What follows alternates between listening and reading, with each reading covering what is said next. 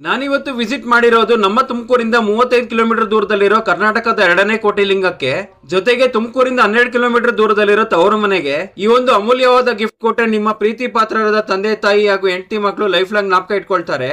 ಅಷ್ಟೊಳ್ಳೆ gift ಏನದು ಅಂತ ಯೋಚನೆ ಮಾಡ್ತಿದ್ದೀರಾ? ವಿಡಿಯೋ ಫುಲ್ ನೋಡಿದ್ರೆ ನಿಮ್ಗೆ ಗೊತ್ತಾಗುತ್ತೆ. ಈ ಒಂದು ಮೂಲ ಶಿವಲಿಂಗಕ್ಕೆ ಪೂಜೆ ಮಾಡಿದ್ರೆ ಇಲ್ಲಿರೋ ಎಲ್ಲ ಲಿಂಗಕ್ಕೆ ಪೂಜೆ ಮಾಡಿದ ಹಾಗೆ ಅಂತ ಹೇಳ್ತಾರೆ. ಮುಖ್ಯವಾದ ಗಿಫ್ಟ್ ಏನಪ್ಪಾ ಅಂದ್ರೆ, ತುಮಕೂರು ಹತ್ರ ಇರೋ ಈ ಕೋಟಿಲಿಂಗೇಶ್ವರ ದೇವಸ್ಥಾನದಲ್ಲಿ ಇನ್ನೂ ಕೂಡ ಲಿಂಗಗಳ ನಿರ್ಮಾಣ ಮಾಡ್ತಿದ್ದಾರೆ. ಆದ್ದರಿಂದ ನಿಮ್ಮ ತಂದೆ ತಾಯಿ ಹೆಂಡತಿ ಮಕ್ಕಳು ಅಜ್ಜಿ ತಾತ ಹೆಸರಿನಲ್ಲಿ ಶಿವಲಿಂಗವನ್ನು ನಿರ್ಮಾಣ ಮಾಡಿ ಈ ಜಾಗದಲ್ಲಿ ಸ್ಥಾಪನೆ ಮಾಡುತ್ತಾರೆ.